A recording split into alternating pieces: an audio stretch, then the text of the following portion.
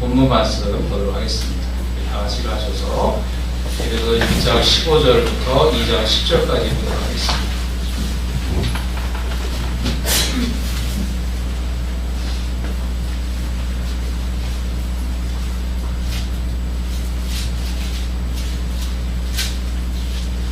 자, 15절부터 2장 10절.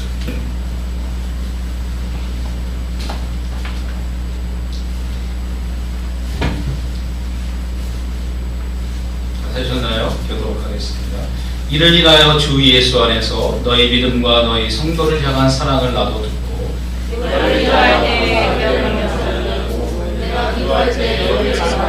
우리 주 예수 그리스도의 하나님 영광의 아버지께서 지혜와 계시의 정신을 너희에게 주사 하나님을 알게 하시고 너희 마음의 눈을 주사 너희를 부르심의 소망이 무엇이며 성도 안에서 의의 영광의 풍성이 무엇이며 그의 있는 우리에게 베푸신 능력의 지극히 크심이 어떤 것을 너희로 알게 하시기를 구하노라. 그는 그리스도 안에서 역사하사 죽은 자들 가운데서 다시 살리시고 하늘에서 자기의 본이 아니하사 모든 정사와 권세와 능력과 주관하는 자와 이 세상뿐 아니라 오는 세상에 일어나는 모든 이름에 뛰어나게 하시고 또 만물을 나라에 결정하게 하시고 그를 만물에게 교회를 이루어주셨느니라. 교회는 그의 몸이니 만물 안에서 만물을 충만케 하시는 자의 충만이니라. 너희의 하나님과 주로서 너희를 살리셨다. 그때에 너희가 그 가운데서 행하여 이 세상 풍속을 쫓고 공중의 권세 잡은 자를 따랐으니 곧 지금 불순종의 아들 가운데서 역사하는 영이라.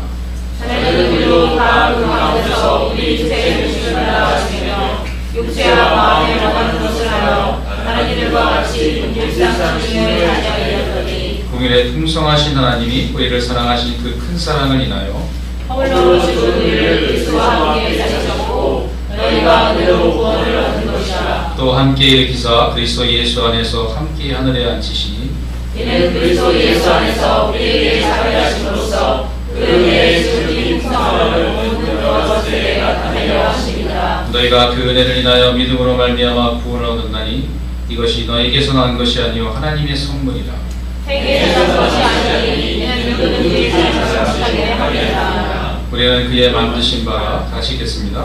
우리는 그의 만드신 바라 그리스도 예수 안에서 선한 일을 위하여 지으심을 받은 자니 이 일은 하나님이 전에 예비하사 우리로 그 가운데서 행하게 하려 하십니다. 아멘.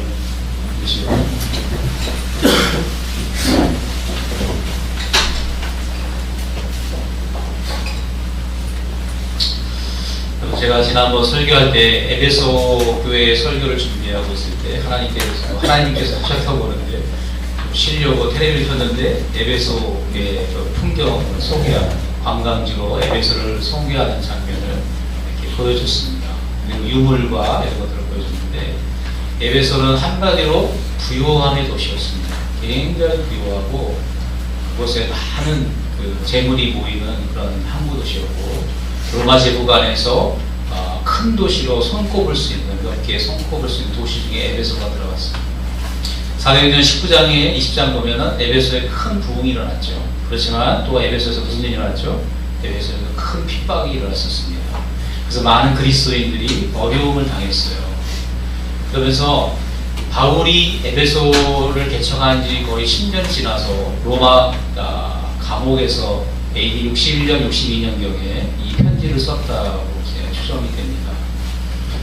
이 편지를 바울이 쓴 걸 왜 썼을까? 여기 내가 뭐 때문에 편지를 보낸다 이런 얘기는 없습니다. 근데 본문을 자세히 읽어보면 어떤 목적이 있다는 것을 우리가 느낄 수 있어요. 그것은 뭐냐면 에베소 교인들이 예수님을 믿었는데 보니까 에베소가 너무너무 부요한 거예요. 그 부요가 너무 커가지고 압도되는 겁니다. 그리고 예수를 믿으면서 핍박을 받다 보니까 경제적으로도 그런 어떤 불합리함을 당하게 되고 예수를 믿는 것이 예수를 믿었다는 이유 때문에 자기가 초라해지는 그런 느낌을 성도들이 많이 받았던 것 같아요. 바울이 그것을 알고서 에베소 교인들에게 너희가 받은 부요가 얼마나 큰 것인가를 보여주는 내용이 바로 저는 오늘 이 본문의 말씀이라고 생각합니다. 하나님이 그러면서 이 에베소 교회 이런 이 에베소 교회를 향한 이 메시지는 사실 우리에게도 해당이 된다고 생각해요. 제가 이제 외국인 회사를 다녔는데요. 제가 이제 미국에 신학을 하러 가면서 총각됩니다. 신학을 하러 가면서 제 후임자를 제가 교회를 저 친한 교회를 소개해줬어요. 근데 제가 미국 가서 신학을 하고 저는 목회자의 길을 가게 됐고 그 형제는 그 회사에서 이사가 되었습니다. 최근에 이제 명예퇴직을 했는데 나이도 이제 퇴직가 되고 저 한 살밖에 차이가 안 나요. 근데 그 친구는 정말 그 제가 다니던 회사에 들어가서 큰 부를 얻었어요. 정말 자녀들을 다 유학 보내고 돈이 너무 많으니까 월급이 너무 많으니까. 그런데 저는 어떠냐? 저는 이렇게 쪼들리면서 늘 하나님께 똔똔이 되기를 바라겠는데 어느 형제님이 저보고 똔똔 전문 용어라고 경제 전문 용어라고 하는데 똔똔이 되기를 늘 기도하고 그렇게 살고 있는 저의 모습인데 그러니까 그렇게 살 때에 저도 위축감이 들 수 있잖아요. 내가 목사가 되지 않고 그 회사에 계속 있었으면 제가 앞으로 별 가오가 없었다면 그 친구가 이사가 됐으니까 제 자리에 똑같은 자리에 있었으니까 나도 이사가 돼서 굉장히 많은 부를 얻었을 거다 이런 아쉬움을 갖게 되고 또 주변에 그런 얘기를 하는 경우도 있죠. 마찬가지입니다. 오늘날 현대를 살면 우리 에베소 교회만 향해서 그런 게 아니라 한국 사회에서도 마찬가지입니다. 우리 아내가 어저께 식사를 하면서 얘기하는데 나보고 질문을 하더라고요. 우리 아이들하고 식사하는데 여보인지 아이들인지 생각이 안 나는데 중요하지 않고요. 여보 나한테 여보라면 여보 요즘 한국에서 이민자 수가 1년에 몇 명인지 아세요? 물어봤어요. 몇 명쯤 될까요? 이민자 수가 진짜 놀라울 만한 숫자더라고요. 많아서 놀란 게 아니라 너무 적어서 놀랐습니다. 200명 200명만 이민을 간답니다. 근데 10년 전에는 1년에 이민 가는 사람이 4만 명이 넘었대요. 10년 전하고 지금하고 이민자 수가 수백 배로 준 이유가 뭘까요? 네? 70년대 미안합니다. 숫자 정확하지 않아서. 왜 그럴까요? 한국이 그만큼 살기 좋은 나라가 됐습니다. 오히려 역이민을 오는 미국이나 선진국에서 역이민을 오는 시대가 되었습니다. 그 얘기는 뭐예요? 우리나라에 부가 많다는 거죠. 부자들이 많고 돈이 많고 살기 좋다는 것입니다. 이런 시대 상황에서 우리 그리스도인은 또 뭐예요? 에베소 교인들이 느꼈던 그러한 마음을 동일하게 가질 수 있는 거예요. 내가 예수 믿기 때문에 예수님 위해서 많은 시간을 보내고 많은 일을 보냈을 때 내가 세상의 부를 소유하지 못하고 이 시대에 내가 주를 위해서 이렇게 살았을 때 나에게 남은 것이 뭔가 라고 하는 어떤 허탈감과 좌절감이 우리에게 얼마든지 있을 수 있어요. 그리고 노년은 준비를 안 된 것 같고 우리 한국 노인들이 45%가 가난한 자로 떨어진다네요. 빈민자로 떨어진답니다. 노후 준비가 안 돼 있어서. 그럼 45%면 굉장히 절반인데, 그럼 나도 이제 들어갈 텐데, 그런 불안감, 어떻게 노후는 어떻게 할 건가? 이런 불안감들이 사실은 우리 마음을 짓누를 때가 많이 있습니다. 그럴 때 주시는 메시지가 바로 오늘 읽은 이 에베소의 말씀입니다. 바울이 에베소 교회들 향해서 이 기도와 오늘 이 내용이 바로 그 내용이에요. 그게 뭐냐면 하나님이 너희에게 주신 것이 얼마나 많은가를 알아보라는 거예요. 안다는 겁니다. 바울이 에베소서에서 교회를 향해 기도했고요. 그 다음 빌립보서에서 기도했고 골로새서에도 기도를 했습니다. 그 내용을 다 살펴볼 수는 없지만 특징이 하나 있어요. 그 특징이 뭐냐면은 에베소 교회나 골로새 교회나 빌립보 교회를 향해서 그들이 가지고 있지 않은 부를 달라고 하는 기도를 바울이 드리지 않았어요. 그들이 없는 부를 새롭게 달라는 기도를 하지 않습니다. 바울이 드린 기도의 내용이 전부 다 공통점이 하나 있어요. 다 영적인 거고요. 그 다음에 또 다른 공통점이 뭐냐면 그 영적인 것도 새로운 것을 달라는 게 아니에요. 전부 다 뭐예요? 하나님이 이미 너희에게 주신 것을 알게 해달라는 기도입니다. 오늘 이 에베소 1장 14절 이하의 기도의 내용도 뭐예요? 하나님이 너희로 알게 하시기 원한다는 거예요. 예? 그 너희에게 이미 주신 것들이 얼마나 위대하고 큰 것인지를 깨닫게 해달라는 거예요. 그래서 그것을 깨달을 때 어떻게 해요? 너희가 에베소의 그 부보다 더 부요한 하나님의 부요를 발견하라는 것입니다. 그것을 발견할 때 뭐예요? 세상에 기죽지 아니하고 눌리지 아니하고 당당하게 세상을 지배하고 통치하면서 살아갈 수 있다는 것을 바울이 우리에게 건면하고 가르쳐주는 것이에요. 아멘, 아멘. 아멘. 여러분, 에베소 1장 지난주에 상고한 1장 3절부터 끝절까지 14절까지 상고했는데 14절까지가 한 문장으로 되어 있습니다. 헬라어로. 얼마나 장엄하냐. 근데 또 놀라운 사실은 오늘 읽은 1장 15절부터 23절까지 교회는 그의 몸이니 만물이 안에서 만물을 충만케 하시는데 충만이가 여기까지도 한 문장으로 되어 있습니다. 이 오늘 읽은 이 바울의 기도의 내용이 한 문장으로 되어 있습니다. 그 바울이 간구한 그 하나님이 주신 부여가 얼마나 컸던지 그것을 에베소 교인들이 갖기를 원하는 간구의 기도가 한 문장으로 되어 있습니다. 얼마나 그것이 장엄한. 아멘, 아멘. 여러분, 제가 오늘 여러분과 이 나눌 기도는 정말 이 영광을 주님께서 여러분에게 보여주시기 바랍니다. 그 영광을 본 자는 이 세상에 악당하지 않을 것입니다. 세상에서 내가 얼마나 부유한 자라는 것을 새롭게 깨닫게 될 것입니다. 그것을 깨닫는 것이 오늘 설교의 목적입니다. 제가 여러분에게 전하고자 하는 주님의 메시지입니다. 저는 그것을 전할 수 있는 능력이 없어요. 주의 성령께서 여러분의 마음을 여시고 오늘 마음처럼 이 기도의 내용처럼 여러분의 마음을 열어주시고 여러분이 이걸 가르쳐 주시기 원해요. 저에게도 가르쳐 주시기 원합니다. 아멘, 아멘. 네. 그럴 때 우리는 이 세상에서 부가 없어도 너무나 부유한 자로 살아갈 수 있는 것입니다. 부가 있는 자는 그 부에 감사하면서 더 큰 부를 하나님 주신 그 이 영적인 부유함을 누리며 살아갈 수 있게 되는 것입니다. 아멘, 아멘. 아멘. 그 부가 뭘까요? 부유함이 뭘까요? 15절 보겠습니다. 이를 인하여 주 예수 안에서 너희 믿음과 모든 성도를 향한 사랑을 나도 듣고 너희를 인하여 감사하기를 맞이하냐고 내가 기도할 때 너희를 말하노라. 바울이 이를 인하여 그랬어요. 15절 이를 인하여. 이를 인하여 뭐예요? 3절부터 14절까지 말할 하나님이 주시는 성부와 성자와 성령이 주시는 하늘에 속한 모든 신령한 복을 말하는 거예요. 그 복이 뭐였습니까? 지난주에 여기에 성부 하나님 우리를 창세전에 우리를 택하시고 자녀를 택하시는 복. 성자 하나님 어떤 복이에요? 그 택하시는 하나님의 그 뜻을 따라서 뭐예요? 우리를 구속하시는, 피 흘려서 구속하시는 거예요. 그 복이죠. 그래서 성령 하나님 뭐예요? 복음으로 우리를 인치시고 그 옆에 보증이 되시는. 결혼이 아니라 벌써 약혼반이라고 그랬죠. 결혼식은 어디서? 천국에서. 그 결혼식에 참여할 수 있는 신부의 자격을 받은 거예요. 네? 그런 은혜를 주시는 것이 바로 뭐예요? 성부와 성자와 성령이 하신 놀라운 일을 우리에게 행하신 것을 바울이 말합니다. 이를 인해서 하나님이 이렇게 하셨기 때문에 뭐야? 이렇게 하셨는데 너희가 뭐야? 에베소 교인들이 보니까 사랑과 믿음이 있다는 것을 알고 내가 기뻐한다는 거예요. 그러면서 뭐예요? 바울이 기도를 시작합니다. 한 문장이냐 긴 기도를 합니다. 그 기도는 뭐예요?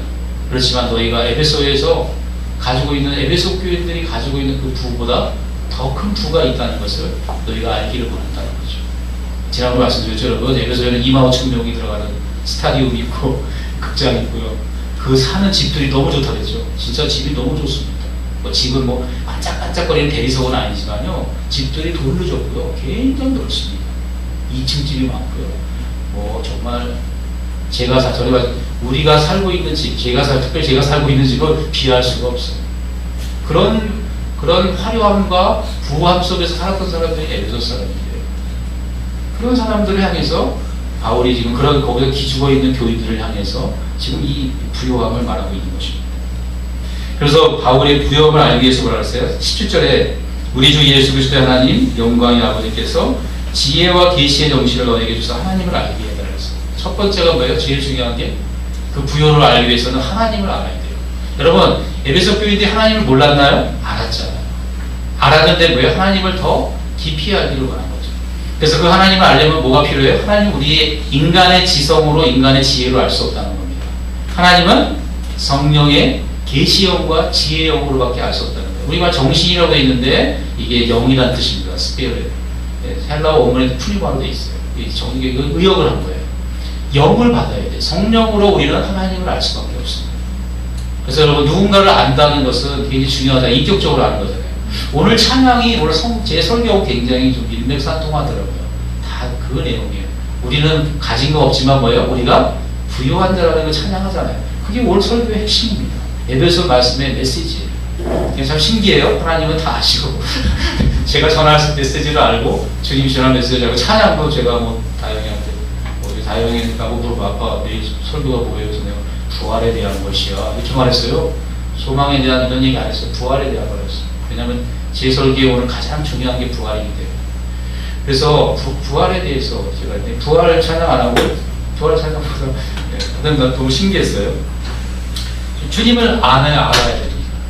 알게 되는 다음에 18절 19절에서 세 가지를 바울이 알게 해달라고 기도합니다. 첫 번째가 뭐냐면 18절 너희 마음을 밝히사 첫 번째 그의 부르심의 소망이 무엇이며 부르심의 소망에 대해서.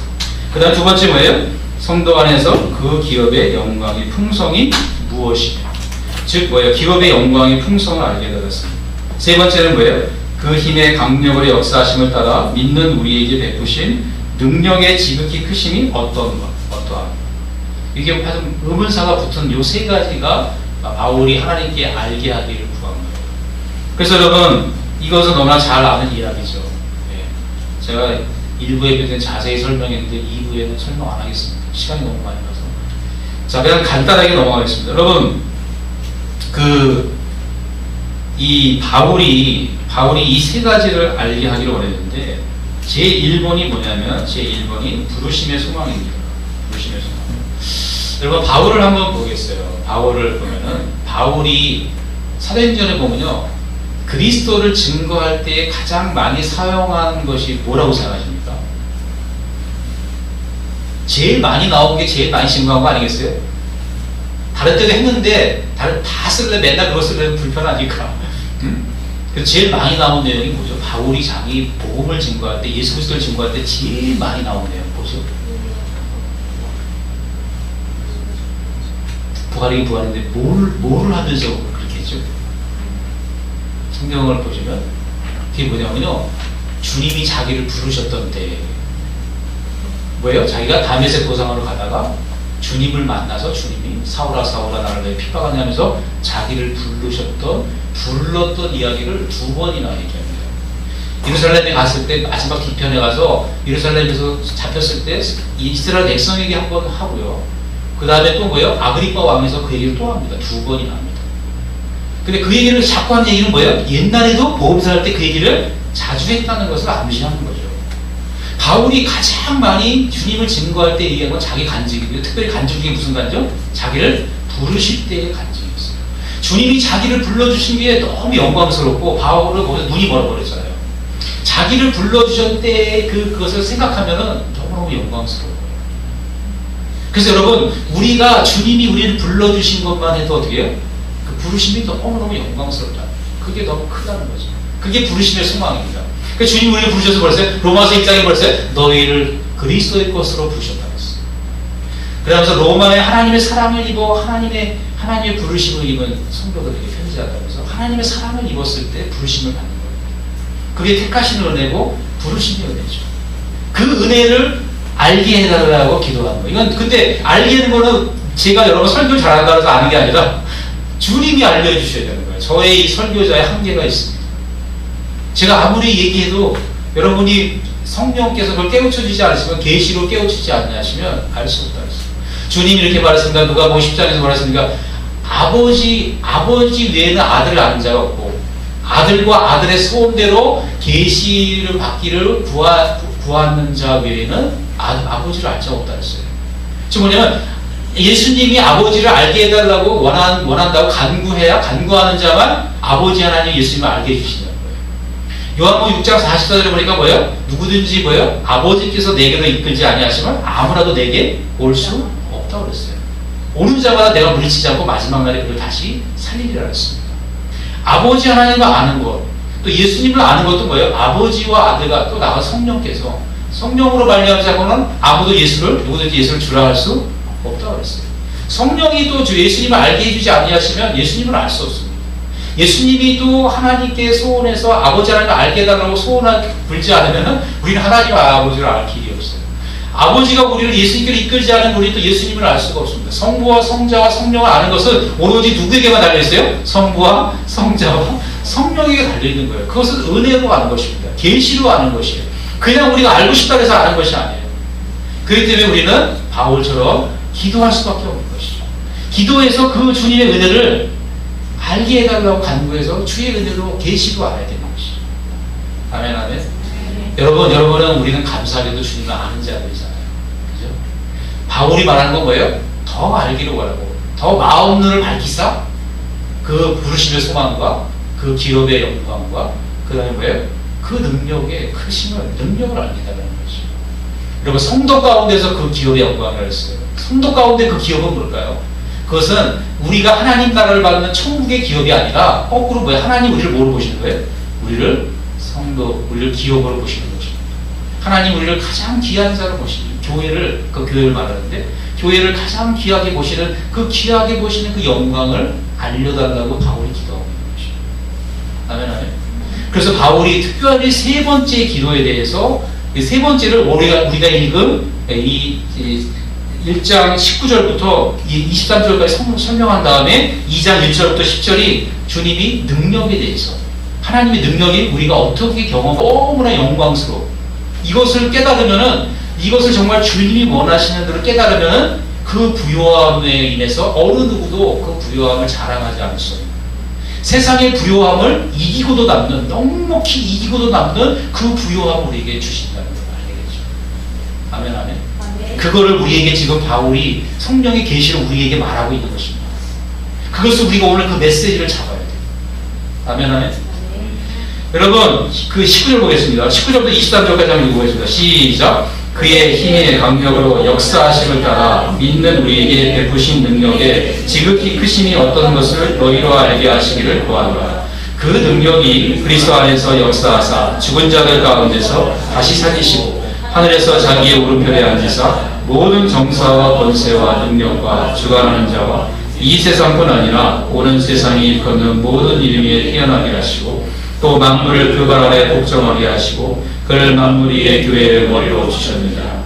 교회는 그의 몸이니 만물 안에서 만물을 충만케 하시는 자의 충만이니라. 우리가 요즘 출애굽기를 상고하고 있잖아요. 출애굽기의 그 영광, 저는 정말 주님을 다시 만난 것 같아요. 출애굽기 강의하면서 제가 너무 은혜를 많이 받아서 제가 너무 영광스러워요. 참 주님이 저에게 마음에, 오늘 이 에베소의 기도처럼 마음들을 밝히셔서 이전에 보지 못했던 하나님의 영광을 출애굽기를 통해서 참 많이 보여주시는 것 같습니다. 주님이 얼마나 영광스러운지 모르겠어요. 감사하고 마음에 참 기쁨이 있는 걸 제가 발견합니다. 그런 그 은혜 중에 출애굽기의 완성이 뭐냐? 그게 바로 주님의 죽으심과 부활하심입니다. 주님의 죽으심과 부활하심을 통해서 하나님의 강력한 능력이 뭔지, 지극히 크신 능력이 무엇인지를 완성해 준 것이 바로 뭐예요? 영적인 출애굽의 십자가의 죽음과 부활과 주님의 승천입니다. 주님이 승천하셔서 오늘 어떻게 했다는 거예요? 모든 만물이 다 뭐예요? 모든 정사와 권세와 주관자들이 다 뭐예요? 그 발 앞에, 발 아래에 순종한다, 복종한다는 거예요. 그것 죽었던 주님이 우리의 죄를 담당하시고 우리의 죄를 다 없이 하시고 우리의 죄를 속하시고 다시 살아나셔서, 살아날 뿐만 아니라 뭐예요? 다시 일어나셔가지고 승천하셔서 하나님 보좌 우편에 앉아서 만유를 다 통치하시는 그 은혜를, 그 능력, 예수님이 샘플이라는 거예요. 뭐의 샘플이에요? 하나님의 능력의 지극히 크신 그 강력이 뭔지를, 강력과 강한 힘이라는 뜻이죠. 강력이 무엇인지를 보여주는 것을 샘플로 바울이 보여주는 거예요. 누구시라고요? 예수 그리스도의 죽으심과 부활과 승천과 통치입니다. 그렇게 얘기한 것이, 그러면서 바울이 뭐라 그래요? 바울이 놀라운 말을 합니다. 그럼 뭐라 하냐면 23절, 22절 또 만물을 그 발에 복종하게 하시고 그를 만물 위에 교회의 머리로 주셨다. 만물 위에 교회의 머리로 주셨는데 교회는 뭐예요? 그의 몸이니 만물 안에서 만물을 충만케 하신 자의 충만이라 했습니다. 여러분, 주님이 머리가 되시고 우리가 몸이 되면 주님과 우리는 하나입니다. 분리할 수 없습니다. 주님에게 해당되는 모든 능력과 주님께 해당되는 모든 역사와 그 모든 것을 다 누구게 되는 거예요? 우리의 것이 되는 거예요. 왜냐하면 우리가 한 몸이기 때문에. 그게 바로 뭐예요? 그게 교회라는 것입니다. 교회도 어떻게 해요? 주님과 함께 연합한 몸으로서 우리 성도들을 말하는 거예요. 성도들이 교회인데 성도들이 그냥 교회가 아니라, 그냥 교회라는 게 뭐냐면 주님과 연합해서 어떻게 해요? 주님과 함께 죽고 주님과 함께 부활하고 주님과 함께 어떻게 해요? 승천해서 본인과 함께 뭐 한다는 거예요? 통치한다는 겁니다. 통치까지. 그래서 만물이 다 누구의 발 앞에 있는 거예요? 그리스도의 발 아래에 있는 것처럼 교회의, 그의 몸이 교회의 발 앞에 있다는 거죠. 그리고 교회가 그분의 몸이기 때문에 그리스도께서 하나님 보좌 우편에 앉아계시기 때문에 교회도 어디 앉아있다? 하나님 보좌 우편에 함께 앉아있다는 거예요. 이게 너희의 부요함이라는 것입니다. 그것은 에베소에 있는 부요함에 비할 수 없는 하늘에 있는 하늘까지 승천해서 하나님 보좌 우편에 그리스도의 몸이 돼서 그분의 자녀가 되는 백성이 되고 제사장에 나가는 어마어마한 축복을 받은 그것이 너희의 부요한 유산이라는 거예요. 그것을 어떻게 해요? 마음이 너희 열려서 보게 되면 어떻게 되는 거예요? 에베소의 부는 그냥 사라지는 것입니다. 여러분 우리가 이 현대에 떠나지 않으려고 이 대한민국의 부는 안 따라하려고 여기서 살고 싶어하는 이 부는요 아무런 의미가 없어지는 것입니다. 그 영광을 보게 돼요. 그 영광은 근데 뭐로만 봐요? 그건 계시로만 가능합니다. 마음의 눈으로만 볼 수 있어요. 그것은 이제 없는 걸 보는 게 아니라 실제 하는데 우리에게 그리고 이미 주신 것입니다. 이게 제일 중요합니다. 주실 것이 아니라 뭐야? 이미 우리에게 주신 것이에요. 주신 것을 발견하게 하는 거, 재발견. 제대로 발견하게 하는 이 은혜를 받으라는 것입니다. 그것을 재발견하게 할 때 우리의 이 땅에서의 불의에 대한 염려는 다 사라지게 되는 거죠. 왜냐하면 우리는 이 세상의 부보다 더 큰 부를 이미 소유한 자인 걸 확증하게 하기 때문에 마음에도 영으로 성령의 계시고 아멘 아멘. 그 계시가 우리에게 있어요. 그 계시를 제가 드릴 수가 없어요. 저는 그냥 전할 뿐입니다. 계시를 받으시길 주의 이름으로 축원합니다. 그래서 바울이 그 그리스도에게 임했던 능력이 우리에게 어떻게 임하는지를 2장 1절부터 10절까지 다시 설명하고 있습니다. 자세하게 설명하고 있어요. 너희도 하나님의 그 강력의 능력을 내가 경험하기를 기도했는데 이미 너희에게 그 일이 일어났다는 것을 설명하는 것입니다. 일어났으니까 이미 너희에게 주어졌으니까 너희가 어떻게 하는 거야? 그것을 다시 발견해서 그 영광을 그 부요함을 누리라는 것입니다. 아멘 아멘. 그 얘기를 하고 있습니다. 2장 1절부터 3절까지 보겠습니다. 시작. 너희의 허물과 죄로 죽었던 너희를 살리셨도다. 그때 너희가 그 가운데서 행하여 이 세상 풍속을 쫓고 공중의 권세 잡은 자를 따랐으니 곧 지금 불순종의 아들들 가운데서 역사하는 영이라. 전에도 우리도 다 그 가운데서 우리 육체의 욕심을 따라 지내며 육체와 마음에 원하는 것을 하여 다른 이들과 같이 본질 땅 진노의 자리에 되었더니. 여러분 이 말씀이 얼마나 은혜로운지 모르겠어요. 여러분 저는 제가 수요일에 몇 번 나눴지만 우리는 죽었다는 생각을 많이 안 합니다. 왜 안 하냐면 우리가 살아있기 때문에. 죽은 적이 없어요 우리는. 그래서 우리는 죽음의 개념을 잘 몰라요. 근데 바울은 뭐냐면 너희가 허물과 죄로 죽었다는 겁니다.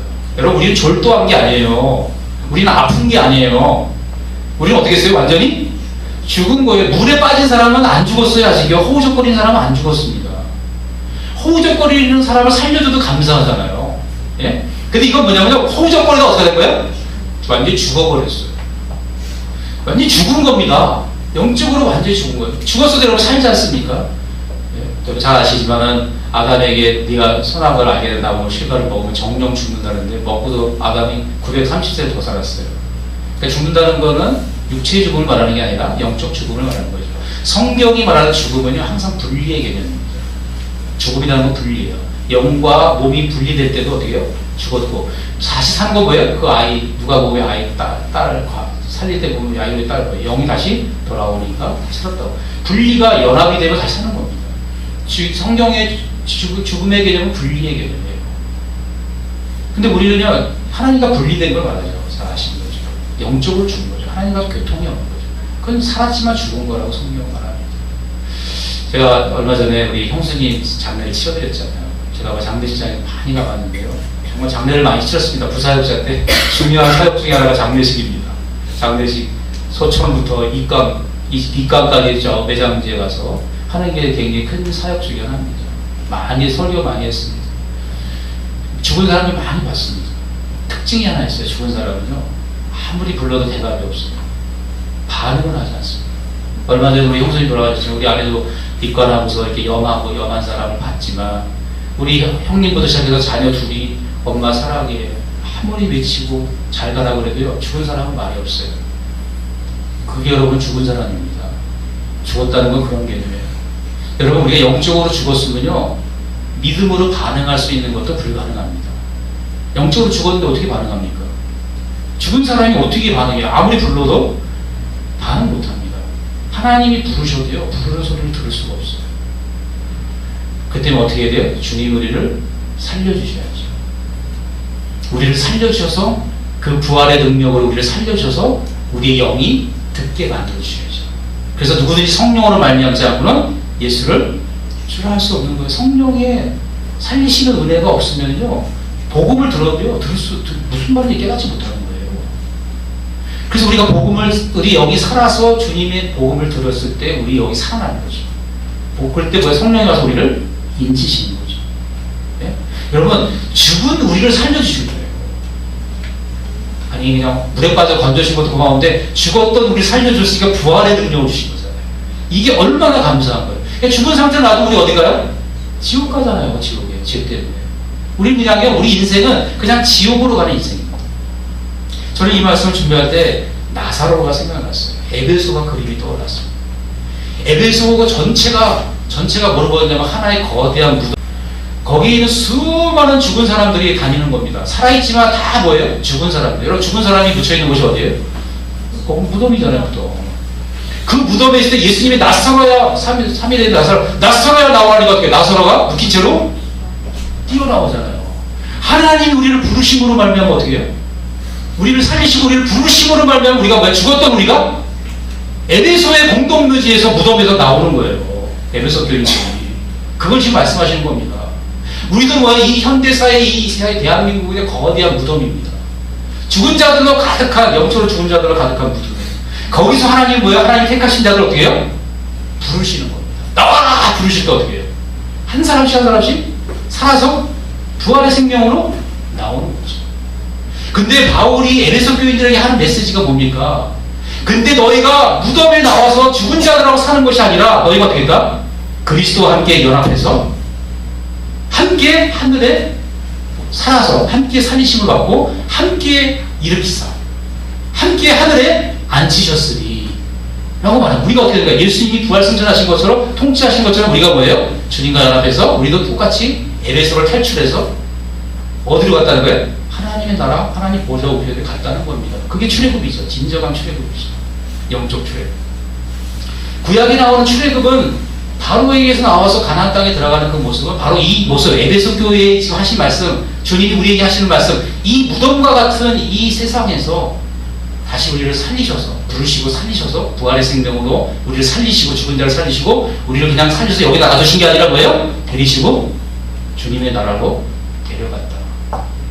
그것을 주님이 우리에게 말씀하시고 에베소 교인들에게 바라는 것입니다. 너희의 영광이 어떻게 해요? 보통 큰 게 아니다. 이 땅에 있는 영광과는 비교할 수 없는 하나님의 나라의 영광으로 너희를 이미 주실 것이 아니라 이미 주셨다. 여러분, 여기 성경, 우리말 성경에는 과거로 되어 있습니다. 허물로 죽 5절에 허물로 죽은 우리를 그리스도와 함께 살리셨고 과거로 되어 있어요. 영어 성경에 보면 완료, 현재 완료로 되어 있습니다. 너희가 은혜로 구원 얻은 것이라. 또 함께 일으키셔. 다 완료로 되어 있어요. 함께 일으키실 게 아니라 뭐예요? 일으키셨어요. 그리고 뭐예요? 함께 또 하늘에 앉으셨어요. 하나님 보좌 우편에 주님과 같이 앉으신 것. 그것이 뭐 때문에 했습니까? 4절에 국률에 풍성하신 하나님이 우리를 사랑하신 그 큰 사랑을 하나요? 라고 말합니다. 사랑을 그렇게 됐다는 거죠. 그래서 바울이 옛날에 우리가 죽었을 때, 허물로 죽었을 때 행하던 모습을 말하죠. 첫 번째 우리는 뭐예요? 2절에 보니까 세상 풍속을 쫓았어요. 두 번째 뭐예요? 공중의 권세 잡은 자 마귀를 쫓았다고 했어요. 세 번째 뭐예요? 우리 육신의 정욕에 원하는 대로, 마음에 원하는 대로 막 행했어요. 제재를 받지 않았어요. 자유였습니다. 내가 하고 싶은 대로 다 하고 살았어요. 그 자유는 근데 진짜 자유가 아니죠. 방종이죠. 그렇지만 그 결과가 뭐예요?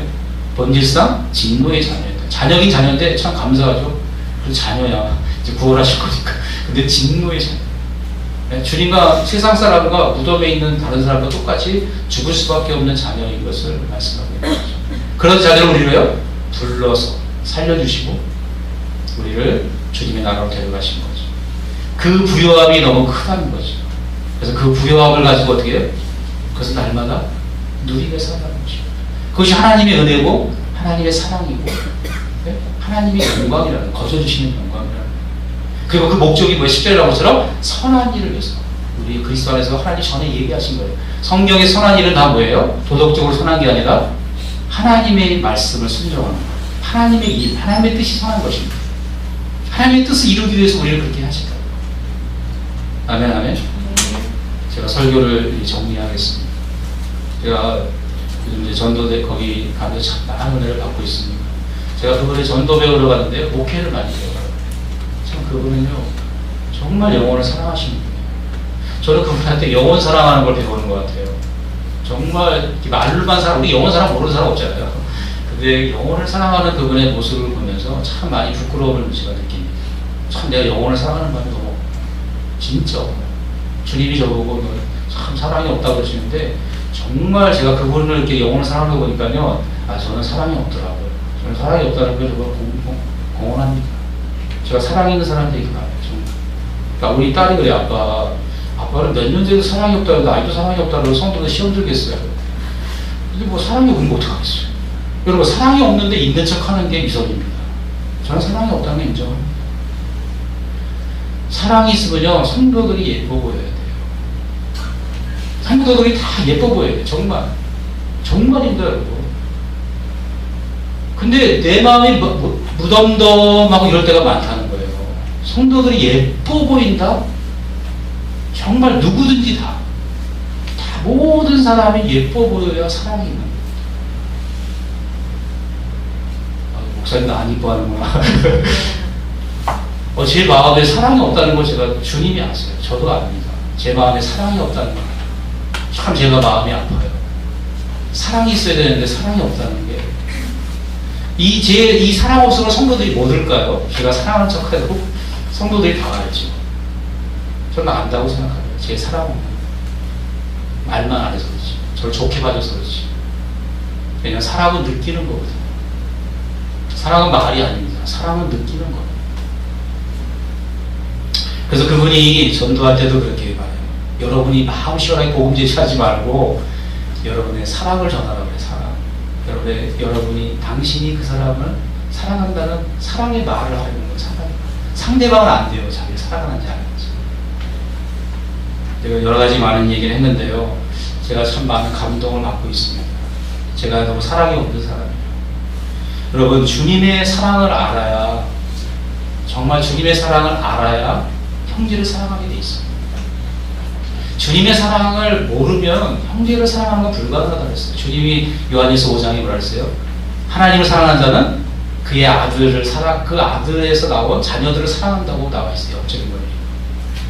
여러분, 제가 성도들에 대한 사랑이 약하고 불신자들에 대한 사랑이 약한 것은 하나님에 대한 사랑이 너무 약한 거예요. 내가 아무리 하나님의 사랑을 많이 설교하고 때로는 하나님의 사랑에 감격하기도 하지만, 그렇지만 하나님의 사랑을 아직 잘 모르는 것이라고 생각합니다. 한마디로 십자가 통과가 아직 안 된 거예요. 네, 저는 그렇게 생각합니다. 십자가를 통과해야 정말 예수님의 사랑을 내가 알아야 그 사랑을 전하고 싶어야 되죠. 그 사랑이 전하고 싶어야 되는데 그 사랑이 없으면 전하고 싶은 마음이 안 생깁니다. 그냥 그런 마음이 없으면요 전도는 그냥 의무로 끝나고 말아요. 의무. 해야 되니까, 순종해야 되니까 하고 그냥 하다가 지쳐버립니다. 네. 전도가 계속 이어지지 않잖아요. 정말 우리에게 필요한 건 이 하나님 우리를 죽은 자 가운데 살리신 이 사랑을 정말 우리가 마음에 좀 알게 해달라고 많이 기도해야 될 것 같아요. 그리고 이 정말 에베소에 말하는 정말 이 영광을 볼 수 있게 해달라고 기도해야 됩니다. 여러분, 그냥 아는 거 말고요. 저도 제가 옛날에요, 이 에베소를 다 외웠어요. 제가 목사 초년 시절에 서울교회 다닐 때, 우리 부목, 전도사 대당 정도의 박만호 목사님이 되시는데, 그분하고 에베소 외우게 했습니다. 제가 그때 1장부터 거의 6장까지 다 외웠던 것 같아요. 안 외우면 점심 사내기 했어요. 제가 다 외웠습니다, 옛날에. 지금 좀 많이 잊어버렸지만. 외우면 뭐합니까? 영광은 못 받는데. 머리로만 하고 마음의 눈이 안 밝혀졌는데. 아직도 이렇게 사랑을 못하고 있는데, 예? 사랑을 못하는 건요, 마음 눈이 안 밝혀진 겁니다. 그냥 머리로 아는 것이죠. 그래서 정말 바울처럼 우리가 이것을 위해서 기도해야 될 것 같아요. 그분이 이런 말씀을 또 하셨어요. 뭐 하시냐면, 참 마음에 와닿는데, 자기가 이제 부흥회 이걸 하고 마치겠습니다. 부흥회 집회를 많이 가는데요. 어느 교회 가면 큰 교회를 많이 가시겠죠. 청년들이 찬양을 하는데, 막 열광적으로 찬양한대요. 청년들이 막 이러면서 그래서 내가 와 굉장히 믿음이 좋은가 보다. 처음엔 그랬대요. 근데 찬양이 다 끝나고 집회를 시작하면 그 청년들이 많이 잔대요. 졸고. 왜 그러지? 찬양은 굉장히 뜨겁게 열심히 하는데 왜 메시지만 들으면 졸지? 왜 자지? 그분 이런 생각이 들었대요. 그거는 참 기도를 많이 하신 영감이 있는 분인데, 아, 청년들이 예수님이 좋은 게 아니라 예수님의 영광을 보고 예수님이 인격적으로 만난 게 아니라 찬양하는 걸 좋아하는구나. 그 분위기를 좋아하는구나. 악기 연주하는 걸 좋아하는구나. 그리고 자기들끼리 만나서 막 뭐 하는 거. 드럼 치고 기타 치고 밴드, 왜 세상 사람들 밴드 하는 거 좋아하는 것처럼 그런 마음이 많이 있구나. 만약에 정말로 예수님을 찬양했다면 예배 시간에 말씀을 들을 때 더 눈이 빛나고 더 그랬을 텐데 관심이 없다는 걸 발견했다. 그러면서 그분이 청소년도 그런 모습에 대해서, 여러분 마찬가지입니다. 우리도 다음 세대의 청소년들이 좀 다 교회를 떠나고 있잖아요. 왜 떠날까요? 주님의 영광을 보지 못해서 떠나는 겁니다. 주님의 영광을 본 사람은 절대로 떠나지 않습니다. 떠날 수가 없어요. 그 전도사님이 뭐라 하시냐면 정말 전도하기 어려운 사람이 낙심자예요. 낙심자. 옛날에 하나님을 이렇게 뜨겁게 교회 생활했다가 떠났다가 다시 온 사람. 굉장히 전도하기 어렵대요. 다시 데려와도요, 옛날에 시험 들었던 내용과 똑같이 또 시험 든대요. 왜냐하면 주님을 인격적으로 만나고 정말 마음으로, 믿음으로 정말 참된 주님을 만났어야 되는 경험이 더 강해야 되는데 그런 경험은 좀 약하고, 시험 들고, 관계에서 시험 들고, 그 다음에 또 뭐 돈 때문에 시험 들고, 이런 어떤 그런 것들이 힘들었던 사람은 주님을 만나서 그것이 극복이 안 되면 계속 그것이 반복된다는 거예요. 그래서 자기는 오히려 그래서 불신자들 전도하는 걸 더 좋아한다고 그러시더라고요. 불신자들은 잘 몰라서 자기가 시키는 대로 다 한대요. 그러면 잘 자란대요. 그건 제 얘기가 아니라 그분의 전도 경험에서 나온 이야기들이에요. 제가 말할 핵심이 뭐냐면, 우리가 성경을 많이 아는 것도 중요하지만 많이 알면 뭐합니까? 그 영광을 계시고 정말 그래서 알지 못하면, 그 영광을 보지 못하면 아무것도 아닙니다. 그냥 지식일 뿐입니다. 정말 우리는 신앙이 무엇인지를 정말 다시 한번 깊이 생각하는 시간이 되었으면 좋겠고, 우리 다음 세대에 정말 다음 세대가 이런 주님의 영광을 보고 주님께 정말 진정으로 열광하는, 그분을 전하지 않고는 견딜 수 없는 우리 세대뿐만 아니라, 우리가 그래야 될 뿐만 아니라 우리의 다음 세대가 그래야 될 것 같습니다. 만약 우리가 그것을 성공하지 못하면, 주님이 그들에게 계시하지 않는다면 아마 교회는 사라질 것입니다. 많은 교회들이 사라질 것이고 예수 그 사람 교회도 사라질 것입니다. 그래서 우리의 전도의 필요성이 더 있고, 정말 이것을 위해서 기도해야 될 필요성을 더 많이 느끼게 됩니다. 주님의 영광을 보여달라고 기도했으면 좋겠습니다. 아멘, 아멘. 여러분, 저도 때로는 이렇게 살다 보면, 인생을 살다 보면 마음이 힘들 때가 있습니다. 제 삶에 있는 결핍 때문에 힘들 때가 있습니다. 그럴 때마다 오늘 이 주신 말씀대로 에베소 교인들에게 하신 말씀처럼 세상의 부부에 대해서 내가 압도를 당하고 내가 때로는 위축될 때, 그럴 때 주님이 이미 우리에게 주신 것들, 이것들을 향해서 정말 그것을 깨달아가는, 우리에게 주신 이 부요함을 깨달음으로 마음이 정말 부유한 자로, 주님의 영광으로 가득한 자로 되시기를 예수님의 이름으로 축원합니다. 기도하겠습니다. 우리 하는 말씀을 생각하면서 반주 좀 해주시고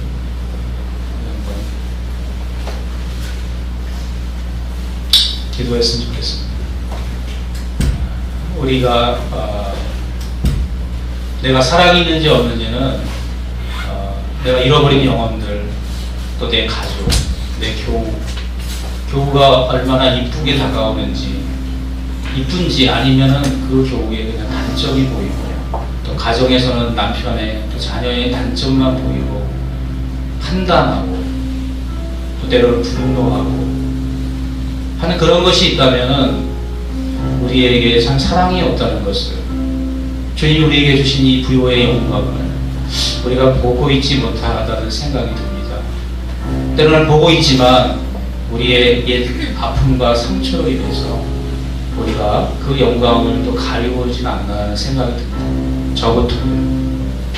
그래서 이 땅에서 우리가 결핍 때문에, 여러 가지 결핍 때문에, 또 관계 어려움과 재정적 어려움 때문에 그 세상의 부를 바라볼 때 거기에 위축되고 거기에 눌리는 것이 아니라 오늘 사도 바울을 통해서 주님이 우리에게 주신 이 영적인 부여와 하늘의 부여와 우리 하나님 아버지와 아들과 성령께서 주신 이 부여함을 발견함으로 세상의 모든 부보다 더 부유한 자인 것을 깨닫는 자들 되었으면 좋겠어요. 그리고 그 부를 누리는 자들 되었으면 좋겠습니다. 이 세상에서 가장 부유한 자는 여러분입니다. 그리스도의 몸된 교회를 이룬 여러분과 저입니다. 우리는 그렇게 부유한 자인데 우리가 그 부여를 깨닫지 못하면 참 안타깝죠. 그래서 우리가 그것을 위해서 이미 주신 것들을 받아 누릴 수 있는 계시의 영을 달라고 제가 다시 한번 기도하겠습니다. 주님, 에베소 교회를 향해서 부와 재물이 넘쳐나는 에베소 교회 교인들 위축되고 자기 자신의 초라함 때문에 힘들어하는 그 에베소 교인들을 향해서 주님이 이미 하늘에 속하는 것들로 신령한 복으로 이미 주신 그 부여를 보기를 기도했던 바울의 기도를 상고해 보았습니다. 주님께서 우리 주 예수 그리스도에게 주셨던 그 권세와 능력을 교회인 그 몸 각 사람 한 사람에게 그 능력을 입혀주시고 동일하게 그리스도와 동일한 권세와 부와 또 능력을 우리에게 허락하신 것을 가르쳐 주었습니다. 우리가 그런 자이지만 그렇게 높은 자요, 존귀한 자요, 우리가 많은 것을 가진 자요, 에베소에서 가장 부유한 자요, 또 에베소뿐만 아니라 이 현대사에서 대한민국에서 가장 부유한 자인 것을 우리에게 가르쳐 주셨습니다. 이것을 모르는 자가 어디 있겠습니까? 주님, 우리가 다 아는 사실이지만 주님의 성령의 계시로 능력으로 이 말씀을 날마다 묵상하며 깊이 이 말씀에 침잠하는 저희가 되게 도와주시옵소서. 주님, 죽었던 저희를 살려주셔서 너무 감사합니다. 그 은혜를 생각할 때마다 우리가 감사하지 않을 수 없사오니 주님, 그 은혜를 날마다 감사하며 우리를 위해 중보하시는 주님, 죽을 수밖에 없는 죄인을 위해 날마다 그 죄를 사해달라고 주의 보혈을 아버지 하나님께 보여드리며 우리의 이름을 불러가시면서 우리를 용서하시고 구원하시는 우리 주 예수 그리스도의 그 사랑의 영광을 날마다 보게 하여 주시옵소서. 그리하므로 그 영광을 바라보고 주의 마음이 그 주님의 사랑이 성령으로 말미암아 우리 마음에 부음받게 하시고 그 사랑으로 형제를 참으로 진정으로 사랑하게 해 주십시오. 또 가족들을 사랑하게 도와주십시오. 내가 모르지만 잃어버린 우리의 형제 자매들, 아직도 주님을 모르고 진노의 자식으로 마귀의 자녀 되어서 살아가고 있는 그들을 향해서도 달려갈 수 있도록 주님 사랑을 허락하여 주시기를 원합니다. 주님, 사랑이 없음을 참 고백합니다. 주님이 우리를 사랑하신 그 사랑이 제 마음에 없다는 것 주님 너무나 잘 아십니다. 주님, 있는 척해도 그 있는 척하는 것으로 인해서 사랑이 생기지 않는다는 것을 알고 있습니다. 주님, 정직하게 자기의 모습을 들여다보게 하여 주시옵시고 주님, 우리가 진심으로 진정으로 서로를 사랑할 수 있는 그런 마음을 주님께서 연약함과 형제의 약함을 하나님 용서하게 도와주시옵시고 품게 도와주시옵시고 주님, 사랑할 수 있게 도와주시옵소서. 주님, 너희 가운데 소금을 두고 서로 화목하라 말씀하신 주님, 우리 공동체에도 그런 마음을 허락하여 주시옵시고 주님, 서로 화목할 수 있도록 주님 함께하여 주시기를 원합니다. 주님, 이 세상에서 누군가에게 사랑받는다고 하는 것은 아름다운 것이지만 가장 아름다운 것은 누군가를 사랑하는 것이라고 하는 글을 읽었습니다. 사랑하는 자가 가장 아름답고 축복된 자인 줄 믿습니다. 주님, 주님을 사랑하고 이웃을 사랑하고 형제를 사랑하는 그런 주님의 복된 자를 되게 하여 주시옵소서. 주님이 우리에게 이미 주신 이 하늘의 영광을 가지고 부유한 자가 됨을 알게 하시고 날마다 주님 앞에 기뻐하며 세상에서 당당하게 살아갈 수 있는, 세상을 내 발 안에 두고 그리스도와 함께 정사와 권세와 주관하는 자들과 세상의 모든 것을 통치하는 그러한 자들이 다 되게 하여 주시옵소서. 이제는 우리 주 예수 그리스도의 은혜와 하나님 아버지의 사랑과 성령의 교통하심, 오늘 주 예수 그리스도의 죽으심과 부활하심에 연합하여 그리스도 예수를 죽은 자 가운데 살리신 주의 그 능력의 지극히 크심을 이제 주와 함께 죽고 주와 함께 부활하고 주와 함께 승천하여 주님의 보좌의 교회로서 머리 대신 그리스도의 몸으로서 만유를 통치하기를 원하는, 다스리기를 원하는 그 부유함을 감사하며 기뻐하기를 원하는 사랑하는 주님의 자녀들 머리 위에 지금부터 영원까지 함께 하옵시기를 간절히 축원하옵나이다. 아멘. 영광의 박수.